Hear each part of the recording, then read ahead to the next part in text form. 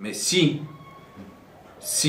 nous voulons rentrer dans cette polémique, on dira à ces gens-là, même si on vous emboîte le pas, et on essaiera de généraliser ce fonctionnement de manière à abolir les mariages hétérosexuels et de manière à ne faire valoir que cette tendance homosexuelle, après, le droit à l'adoption sera caduque, parce qu'on n'aura plus d'enfants. Voilà. Les femmes entre elles ne pourront pas avoir des enfants, et les hommes entre eux aussi ne pourront jamais avoir des enfants. De quel enfant parle-t-on? Donc on parle d'adopter des enfants venus d'autres sociétés hétérosexuelles. Voilà. Mais si elles, ces sociétés aussi, nous considèrent comme des références et des exemples à suivre, hein, ces sociétés, elles vont nous emboîter le pas, nous imiter et ne plus produire de la vie, n'est-ce pas? Ils risquent de se stériliser comme nous. Voilà. Et cette loi dite de l'adoption n'en sera plus une, parce qu'elle n'aura plus la possibilité d'être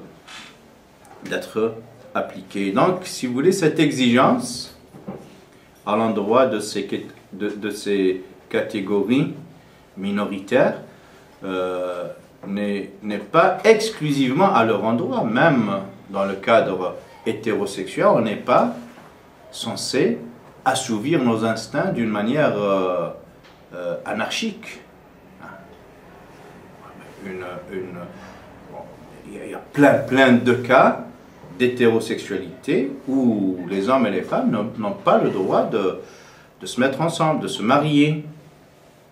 C'est pas parce que il y a cette attirance au sein du même sexe qu'il faille favoriser le lien de chair. N'est-ce pas? Ça peut exister, on n'a pas le droit de le nier, sinon on risque de commettre un déni de réalité. C'est réel, c'est existant, mais on invite les uns et les autres à prendre ça comme une épreuve divine et de le vivre dans une perspective d'être récompensé par Allah subhanahu wa ta'ala. C'est pas parce que j'ai un penchant pour le même sexe, n'est-ce pas, que j'ai le droit de consommer dans ce sens. Non, je suis éprouvé sur ce point, je reconnais ma réalité, mais ceci ne me donne pas le droit d'aller consommer à l'intérieur du même sexe. Au même titre que entre les sexes, il y a une infinité de cas où on ne peut pas consommer. Déjà, dans le cadre extra-conjugal, on ne peut pas consommer. Et même en se mariant, on n'a pas le droit de se marier à tout va. Donc il y a des limites, il y a des balises, il y a des garde-fous. Et lesquels garde-fous concernent aussi, peut-être d'une manière plus restrictive, ces personnes qui développent une tendance homosexuelle, mais c'est à prendre sur le mode de l'épreuve et donc de l'endurance, d'essayer de vivre dans une sorte de chasteté jusqu'à retrouver Allah subhanahu wa ta'ala et en être rétribué, récompensé par rapport à cette dure épreuve. Voilà, très rapidement, je vous passe la parole pour mieux enrichir le débat, si vous voulez.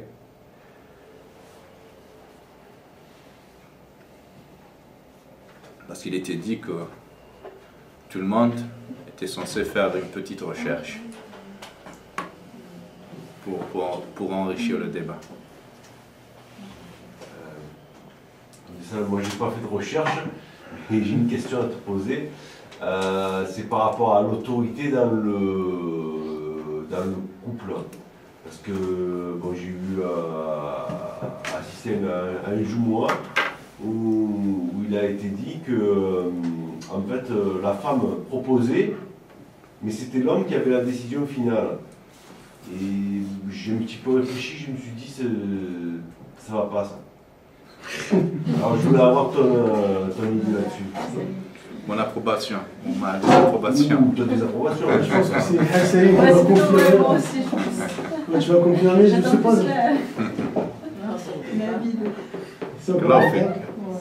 pas. Klofik, Didier. Mais on l'a dit à maintes reprises que les hommes et beaucoup de femmes aussi ont tendance à se méprendre sur la signification du verset coranique Ar-rijalu qawwamuna 'ala an-nisa. Par la traduction, parce que si je traduis, je suis obligé de trahir mon interprétation.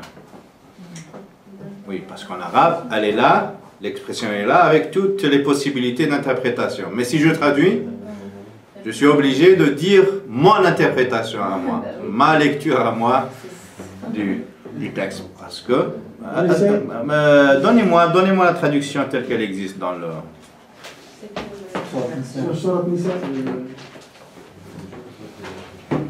La vôtre, c'est laquelle? Je suis condamné là. Les hommes font autorité sur les femmes.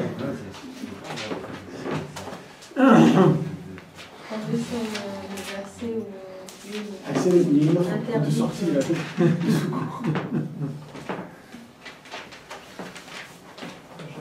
Sur les femmes, Cette question revient toujours. Cette question revient toujours. Oui, mais à bon endroit à propos.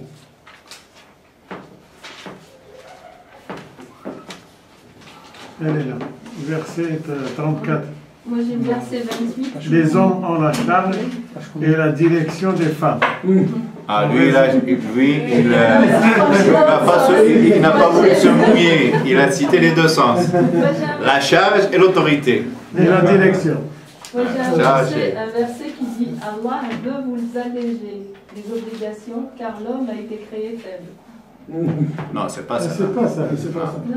يريد الله أن يخفف عنكم وخلق الإنسان ضعيفا. Les hommes ont autorité sur les femmes en raison des faveurs qu'Allah accorde à cela sur celles-ci. Tu me montres C'est 34. la reliure. La reliure. Ah, pardon. Ah, c'est Hamidullah, c'est clair. C'est la version adoptée par l'Arabie Saoudite. Ah, bon, donc c'est pas celui qui C'est l'Indien, ouais. C'est pas celui-là que tu veux. Ah. Qu'est-ce que vous avez comme Sens. Donc déjà, vous voyez par rapport aux interprétations, les uns, et on trouve les deux interprétations. Dans les versions originales, les versions exégétiques originales, on trouve les deux versions. Autorité, donc, qui monopolise le pouvoir entre les mains de l'homme, n'est-ce pas? Et la deuxième qui consiste à relativiser cette autorité en y introduisant la charge, la prise en charge. Et la direction. Voilà. La direction, c'est l'autorité. Non, là, dans le deuxième, c'est la charge, c'est la direction des femmes. Oui, je dis l'autorité, c'est égal à la direction, et la prise en charge, c'est... Voilà. Donc, entre l'honneur et la responsabilité. L'honneur de la responsabilité de diriger et la responsabilité de prendre en charge la femme dans tous les aspects de la vie. Il y a la suite, en raison des avantages. C'est important. Si par exemple la femme est plus intelligente que l'homme, ouais, pourquoi pas? Dans ce couple-là, elle est plus intelligente, elle est à même... Mais c'est qui va l'admettre ça, la question? Donc, c'est une faveur naturelle que Dieu a donnée à cette femme. Ça. Mais il faut qu'elle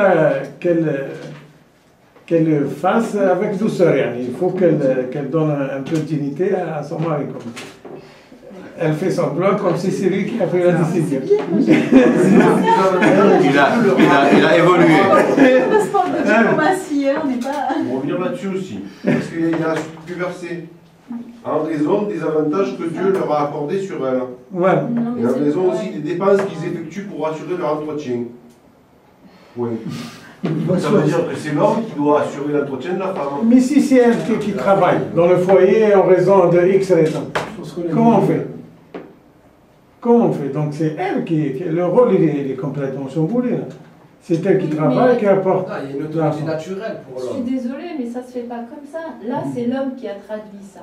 Mais Allah. D'abord, Mais non, mais c'est vrai, ce sont des hommes déjà qui ont traduit. Mais en vérité, Allah il nous a créés complémentaires. Donc c'est naturel, ça doit se faire normalement. Naturel.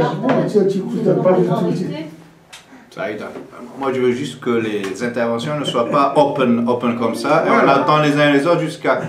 Non, c'est bien que tout le monde intervienne, même 10 fois, c'est pas grave, mais lorsqu'on prend la parole, on essaie de la faire circuler pour pas la monopoliser. Vas-y mon ami. Pardon.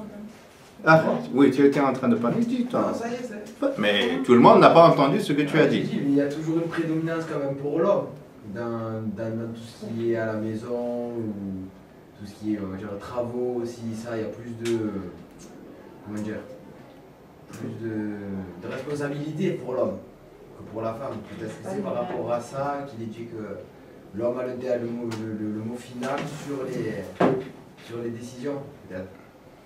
Avec toutes sortes de décisions. Presque toutes. Après, il y a des compromis, c'est normal. Ça prouve que tu t'es pas encore marié. Tu me diras, la deuxième semaine après le mariage, tu reviendras me redire ta... Hassan. Oui, Saïda, elle a dit un truc, quelque chose d'intéressant. Non, mais Saïda, j'ai pas fini, mais c'est pas grave, je vais attendre. Saïda, elle a dit, laisse terminer. Non, vas-y, Hassan. Saïda, elle a dit quelque chose d'intéressant que je n'avais pas pensé, mais qui me pose problème, moi, en fin de compte. C'est qu'en fin de compte, le Coran ayant été traduit par l'homme, il l'aurait traduit à son avantage. Mais ça, c'est... Non, mais c'est gênant. Mais c'est qui? C'est un collectif. Tu parles de traduction, tu parles d'exégèse. Non, je parle... Ah bah peut-être même les deux. Non, parce que...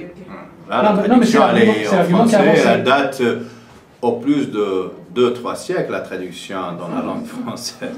Voilà. Mais on parle, surtout quand on parle de traduction du sens de la langue divine vers la langue humaine, si tu veux. Voilà, c'est-à-dire l'exégèse, l'interprète. Voilà, mais parmi les compagnons, il n'y avait pas que des hommes, il y avait des compagnonnes et pas des moindres. La grande exégète, Aïcha, elle arbitrait entre les différentes interprétations et c'est toujours elle qui avait le dernier mot. Et elle utilisait des qualifications très sévères à l'encontre des récalcitrants. Tu vois, Kadhiba Foulan, il a menti.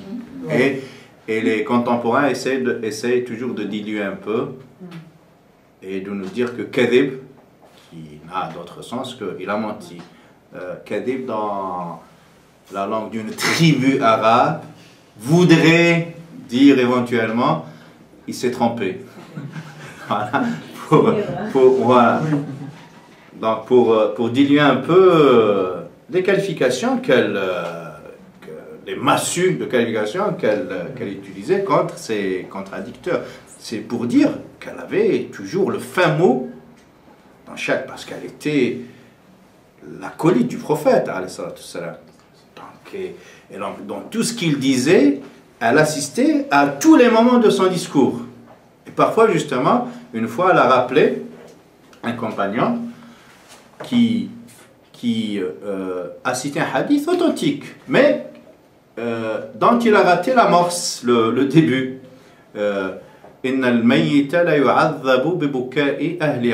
Certes, le mort, le défunt, est redevable auprès d'Allah, il sera châtié par rapport aux pleurs de ses proches. Pas pleurs, dans le sens pleurs des lamentations, des excès, des abus de langage. Pourquoi Dieu, tu me l'as enlevé, tu vois. Et Aïcha, quand elle a reçu cette version tronquée, altérée du hadith, elle s'est insurgée, dit, celui qui l'a rapporté a raté le début, elle donne si tu veux, le tableau d'ensemble de ce hadith et qui le met en compatibilité, en correspondance avec le verset coranique dans lequel Allah dit La taziru waziratun wizra ukhra. Nulle personne n'endossera les péchés d'une autre personne. C'est clair, c'est une clé coranique en matière de responsabilité. N'est-ce pas? Que quelqu'un qui a péché, moi, je ne suis nullement responsable de ses péchés, fût-il mon enfant, ou surtout lorsque je les ai bien éduqués, informés, formés, et si après moi, ils commencent à déraper, c'est pas moi qui endossera la responsabilité de leur péché. Entre autres, Ad-Daraqutni, il a écrit tout un livre, il est disponible en version électronique, tout un livre. Daraqutni, c'est un grand traditionniste, un critique du hadith. Il a critiqué même le Bukhari, n'est-ce pas? Et il a révisé 200 hadiths de la compilation du Bukhari. C'est dire son excellence, sa maîtrise de la science du hadith. C'est pas un contemporain, il est de l'époque de Bukhari, hein, deuxième, troisième, à cheval entre deuxième et troisième siècle. Il y a tout, lui-même il a une compilation du hadith du prophète Muhammad alayhi salam. Donc il a rédigé un livre, un traité, qu'il a intitulé Al-Isaba fi mastadrakatu Aisha ala sahaba. Donc la justesse, si vous voulez, Isaba, justesse, le fait d'atteindre le but, dans tout ce que Aisha, dans tous les lieux, les points de divergence, que Aisha a repris les compagnons du prophète, sur lesquels Aïcha a repris les compagnons. Donc, il en a ramassé une masse. Donc, et on a fait tout un livre pour nous dire, que il n'y a que les hommes qui ont fait l'exégèse. Après, oui, après les compagnons, c'est vrai, la société s'est machisée, s'est masculinisée. Voilà. Et au lieu que les Arabes soient islamisés par les valeurs islamiques, ils ont fini par arabiser de leurs mœurs ancestrales et archaïques le message coranique. Ils l'ont étouffé, ils l'ont infecté, ils l'ont vraiment atterré sur pour ce qui est de l'interprétation. Mais sinon, alhamdoulilah, on a toujours les textes originaux, et il y a toujours une possibilité de renouveler les choses qui sont en train de se faire, qui n'a jamais cessé de se faire. Voilà. En plus ou moins,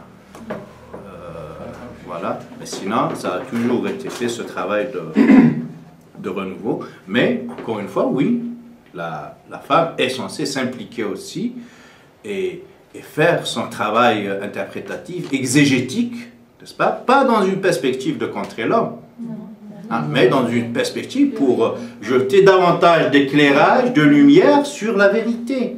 Et c'est en partie permettre à l'homme aussi, qui est peut-être aveuglé par le pouvoir, qui ne veut pas perdre ses acquis, n'est-ce pas, qu'il a détenu pendant plusieurs siècles, peut-être le secourir lui-même, n'est-ce pas, et l'affranchir du joug de son autoritarisme. Voilà, c'est très... Mais pas de verser dans ce féminisme vide et voilà, et qui n'a aucun sens. Moi, je disais tout à l'heure, une femme, mais pas de notre siècle, c'était au début du féminisme matriarcal, voilà, qui à l'époque où Engels, l'enseignant de Marx, l'inspirateur de Marx, disait que l'institution maritale, c'est une institution masculine, n'est-ce pas? C'est l'homme qui l'a créée pour pérenniser sa domination et pour pérenniser la condition dominer de la femme, n'est-ce pas? Et donc, et une femme de dire que les hommes constituent une race carrément, d'usurpateurs, une race grossière, qui est à la femme ce que le gorille est à l'homme. Voilà. Donc dans une perspective évolutionniste.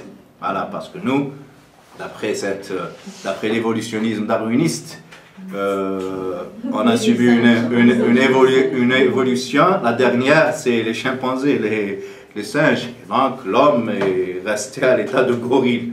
Donc, voilà, pas la femme, elle a su affranchir avec réussite ce cap. Non, mais ce que je voulais dire, tu peux? Vas-y. Parce que, à la base, je pense que les femmes, de manière naturelle, bon, la société est peut-être moins protégée, je ne sais pas, mais la femme, à la base, elle assumait son rôle dans la cellule familiale avec, je veux dire, c'était naturel, avec harmonie et tout, parce que chacun faisait son rôle. Mais à force, après, je pense qu'avec l'évolution de l'homme l'a matraqué par la suite, et puis la société a évolué, et je pense après, enfin ça c'est juste une idée, hein. La femme a voulu revendiquer, et les valeurs ont un petit peu été chamboulées jusqu'à devenir des rivalités, parce que l'homme ne voulant pas donner à la femme, ne voulant pas suivre un peu l'évolution de la société, il n'y a plus de consultation, il n'y a que des dominations, et donc après, elle s'est battue. Je pense que ça a été fait par l'évolution psychologique. Ça a amené cette situation. Et là, c'est le constat. Nous, ce qui importe le plus pour nous, c'est la norme. Oui, la norme, c'est toujours là. Hein. Comment doit-on faire comme la famille idéale? Moi, je dirais que tout féminisme, que tout militantisme qui va dans le sens de protéger la famille, de la promouvoir, de l'aider à s'acquitter de sa mission, de son rôle, formateur, éducateur, civilisateur, même si elle verse un peu du côté de la femme pour mieux la protéger, pour armer sa fragilité, n'est-ce pas? C'est de bonne guerre dès lors que cela s'inscrit dans le sens de la famille, pas dans un sens de rivalité mesquine entre l'homme et la femme, n'est-ce pas? Voilà. Mais dès lors que ce féminisme verse dans un esprit de rivalité, sabote et avorte la mission de la famille, l'empêche de s'acquitter de son rôle éducateur, formateur des générations à venir, c'est un féminisme voilà, exécrable et condamnable. Voilà. Mais sinon, bien sûr, si on voit la condition dans laquelle l'homme, en général, la culture, sa manière d'interpréter les textes, ont ramené la femme, c'est vraiment de bonne guerre et pour la bonne cause et pour la promotion de la famille que d'armer en loi, en mesure sécurisante cet être fragile, très choyé, très prisé par l'homme, mais paradoxalement dédaigné et maltraité par le même homme. Donc l'homme, il en raffole, il ne peut pas vivre sans la femme. Voilà, donc c'est ça. Voilà, toute sa vie est construire dans cette perspective. Mais en même temps, l'être qu'il choisit, qu'il prise, qu'il aime, qu'il chérit, n'est-ce pas? Il le maltraite et il le dédaigne et il le méprise. Voilà. Donc toute loi, toute mesure qui ira dans le sens de protéger la femme, de lui réunir tous les moyens, mais absolument tous les moyens pour s'acquitter de son rôle, de transmettre les vraies valeurs, de sculpter les valeurs dans le cœur, dans la conscience de la génération à venir, c'est-à-dire les enfants, bien sûr, ça va dans le sens des visées du Coran et de la Sunna. Voilà. Mais toujours dans le sens, pas dans ce sens du rapport de force, n'est-ce pas, voilà. Et lorsqu'on parle d'autorité, Didier a bien fait de poser la question, à mon avis, c'est très...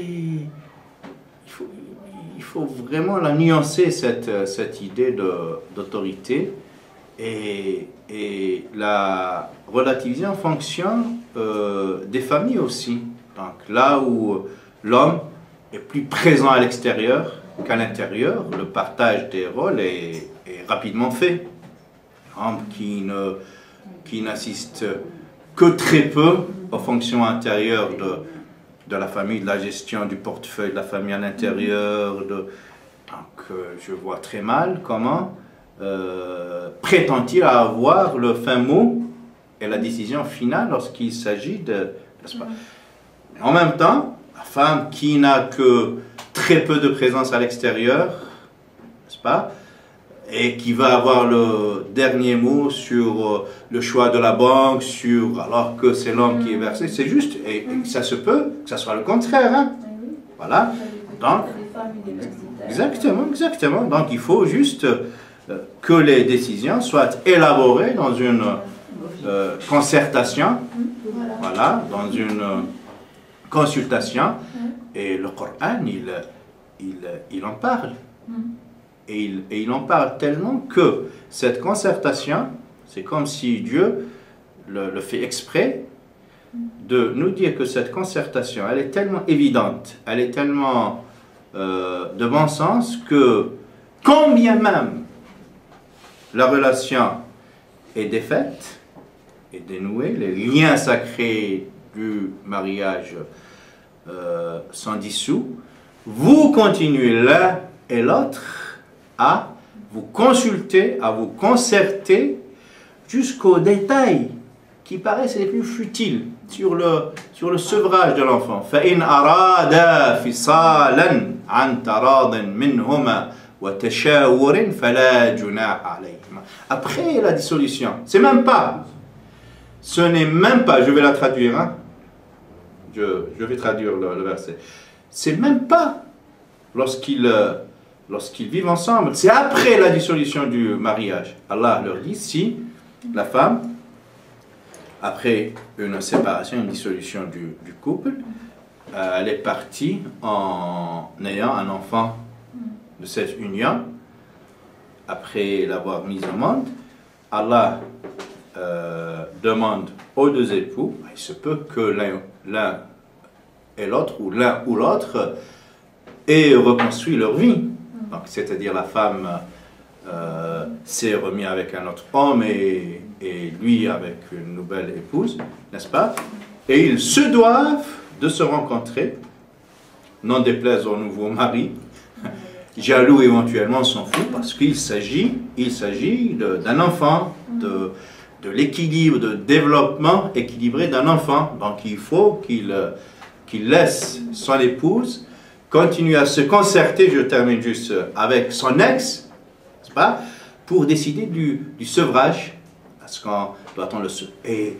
Et dès lors que le sevrage doit constituer un sujet de concertation, à plus forte raison, les thématiques qui sont plus importantes que le sevrage, c'est-à-dire la scolarité de l'enfant, le choix de l'école, tout ce qui est en rapport avec le développement, n'est-ce pas, équilibré de l'enfant, doit constituer un sujet de concertation entre les ex, les deux, combien même l'un et l'autre auraient recomposé, reconstitué leur vie, reconstruit leur...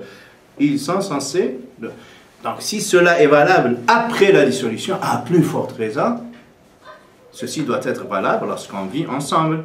Sur tous les détails, on est censé...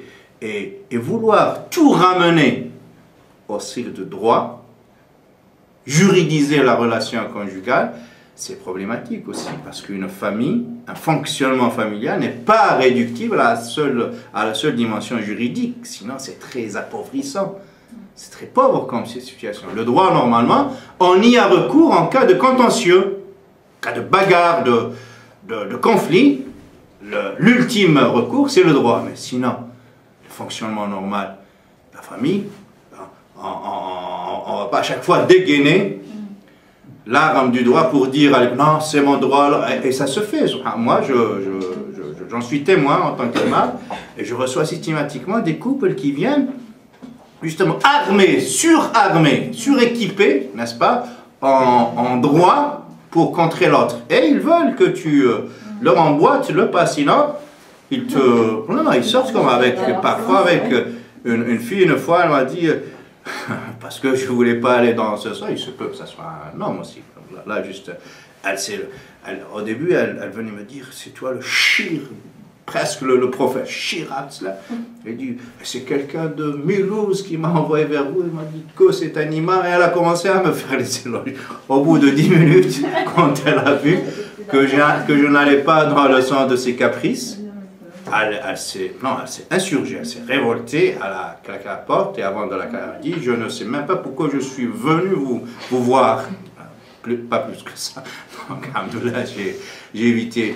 Juste pour vous dire que dans la vie de tous les jours, le droit, normalement, doit constituer des balises, des garde-fous. Mais à l'intérieur des garde-fous, il y a tout un terrain de l'harmonie, de l'entente, de la concertation, de l'amitié, n'est-ce pas? Et pas, à chaque fois, recourir à ce genre de rapport de force, de vouloir rabaisser l'autre et avoir plus de droits que lui, sinon c'est plus cette sakina dont parle le Coran, l'itaskunu.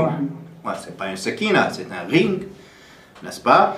Et à la moindre baisse de garde, l'autre il prend le dessus sur toi, donc tu es censé rester toujours en état d'éveil et de vigilance. À la moindre nonchalance, l'autre te tombera dessus.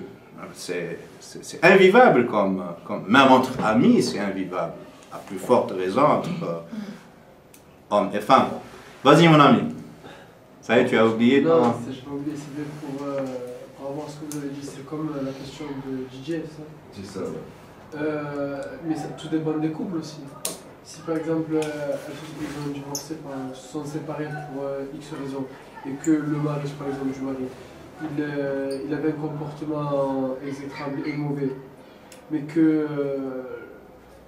chaque fois que l'autre, la femme elle a refait sa vie et qu'elle s'est mariée avec un bon et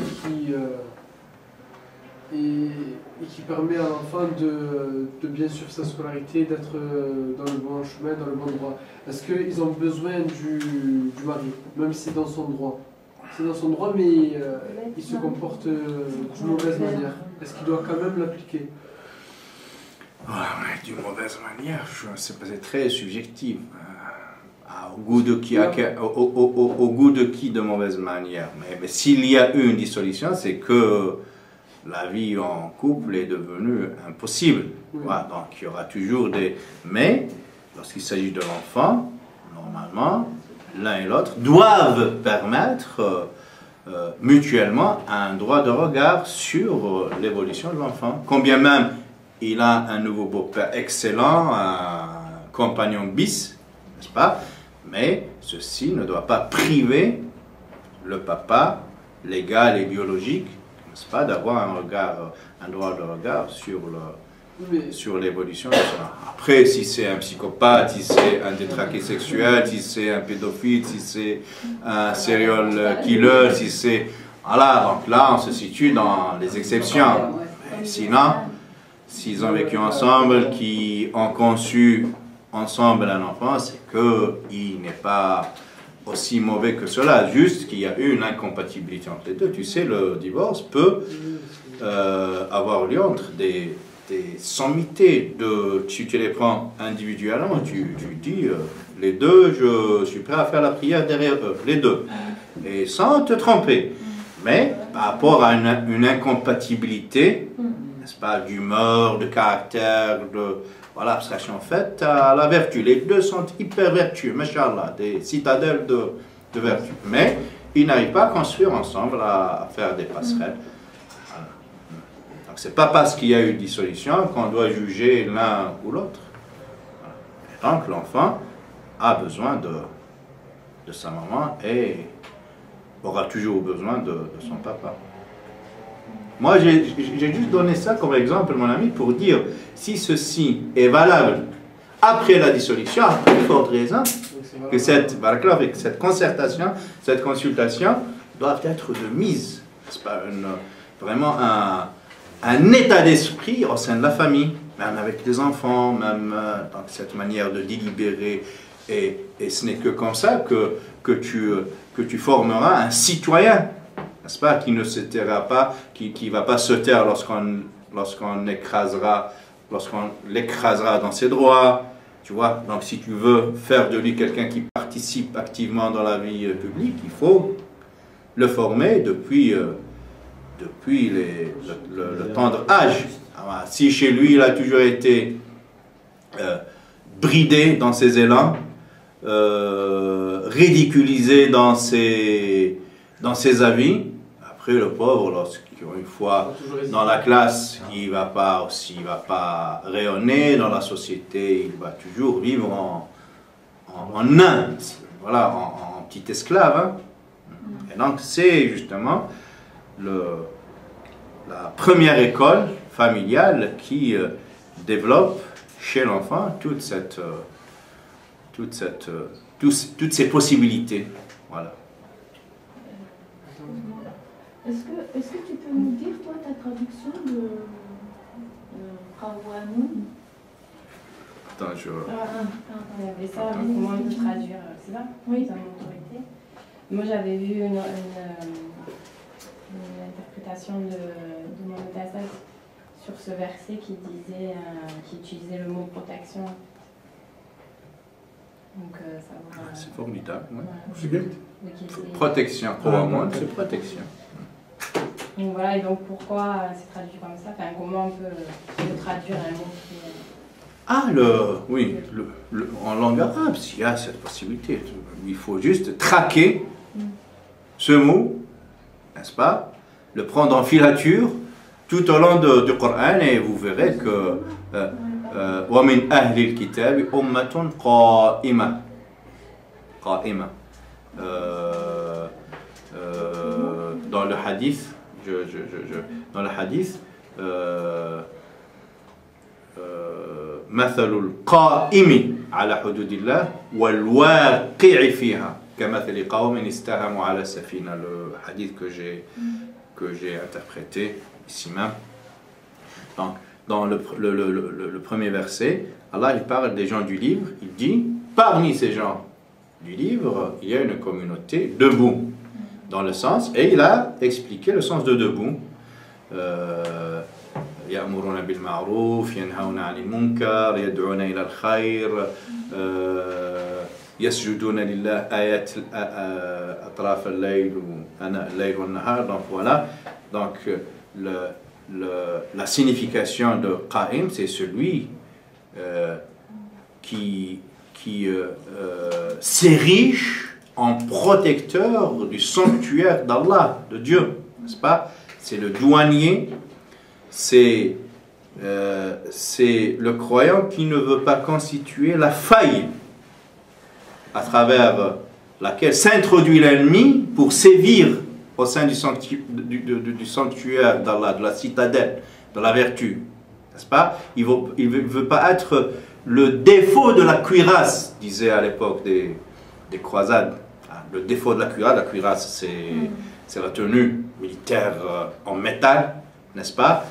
Et les concepteurs de ces cuirasses faisaient attention de ne pas laisser entre un bout de métal et un autre un lieu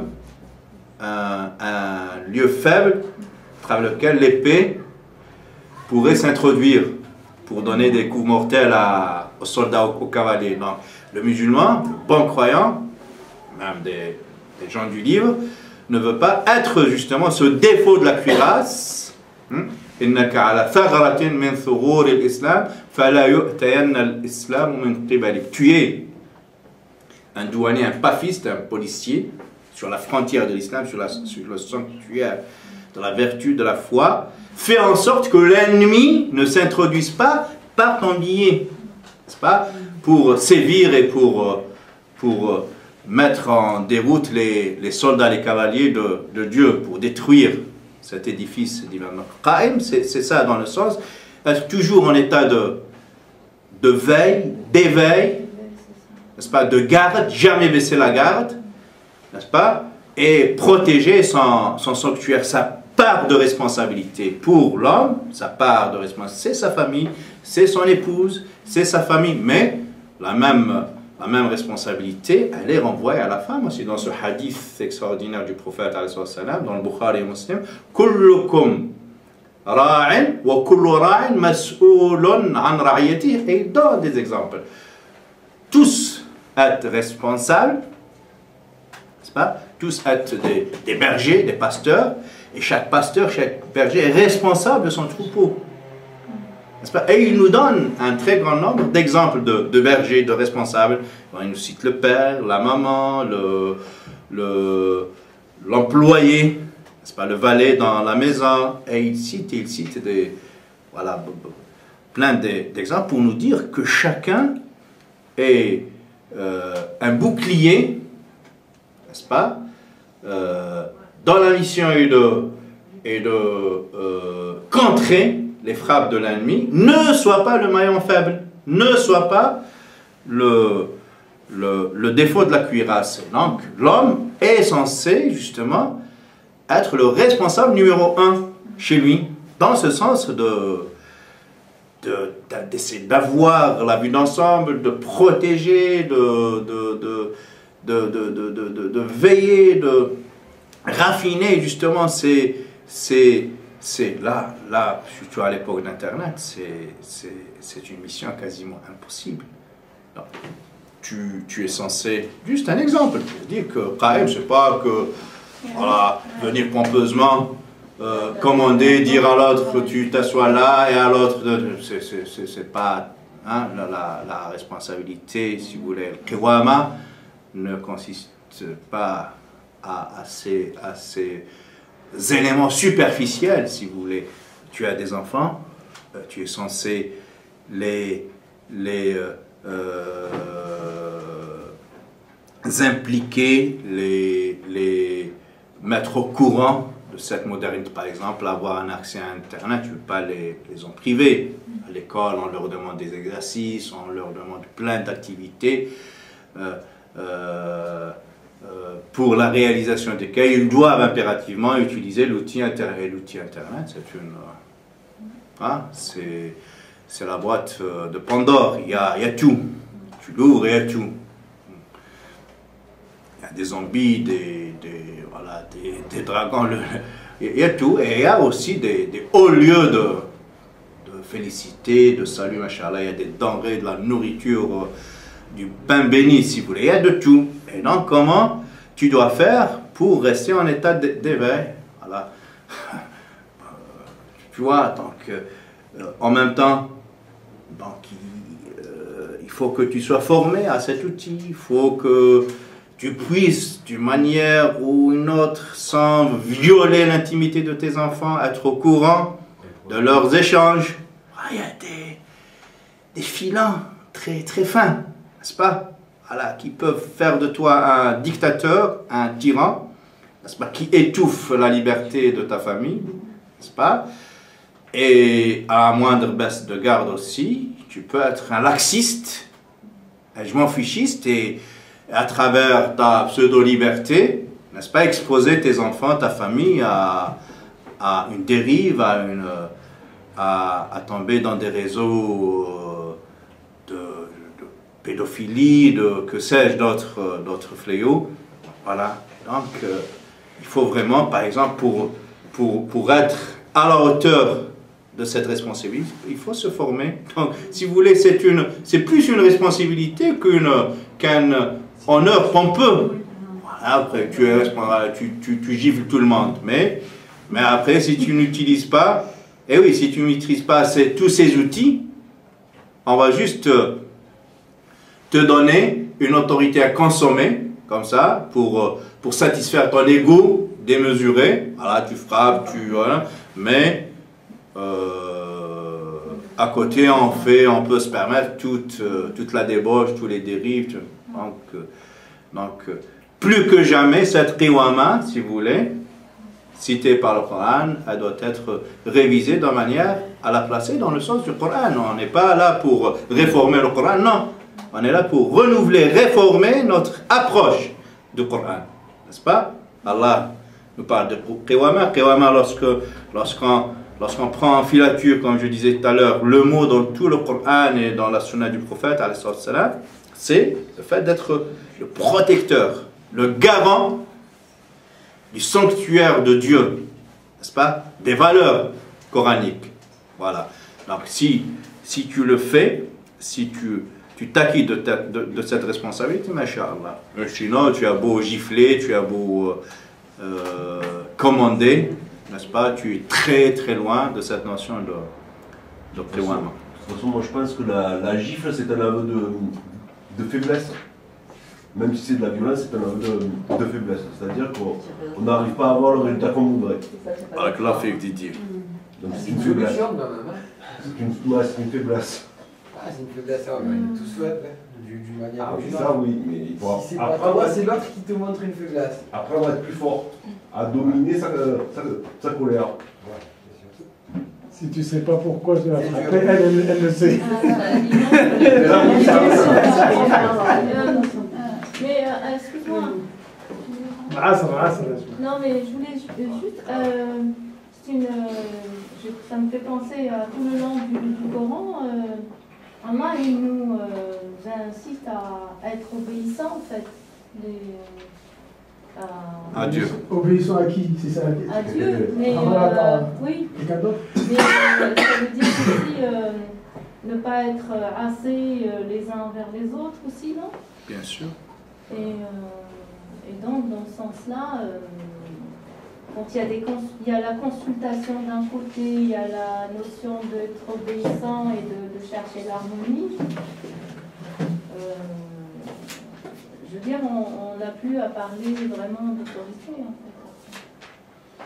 fait. Donc l'autorité sera celle de l'argument, de la décision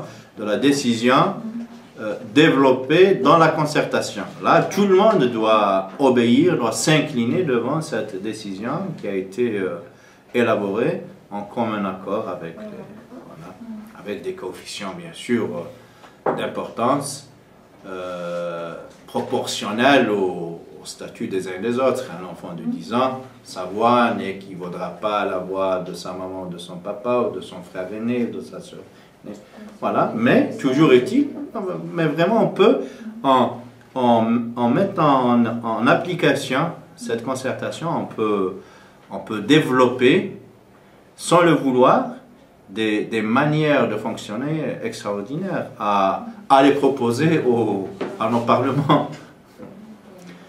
Barakallahu fikum, jazakumullahu khairan. On va faire la prière de l'Asr. Subhana rabbika rabbil izzati amma yasifun wa salamun ala al-mursalin walhamdulillahi rabbil alamin.